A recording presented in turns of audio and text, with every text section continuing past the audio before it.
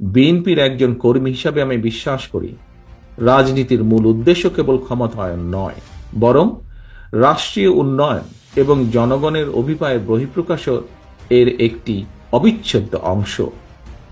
আজকে আমরা যারা এখানে সমবেত হয়েছি, দেশে বিদেশে আমরা যারা বাংলাদেশের উন্নয়ন নিয়ে সবসময় ভাবি, আমাদের গড়ে তুলতে হবে একটি inclusive, liberal and Democratic Bangladesh. আমাদের সবাইকে এক হয়ে এগিয়ে যেতে হবে বহু দূরে। এই অগ্রযাত্রার গতি হবে ফাস্ট বাট স্টেডি, লক্ষ্য হতে হবে সুনির্দিষ্ট। জাতীয় ঐতিহ্য ও অতীতের ভালো অর্জনগুলোকে ধারণ করে আমাদের চেতনা এবং দায়বদ্ধতাকে হতে হবে ভবিষ্যৎমুখী।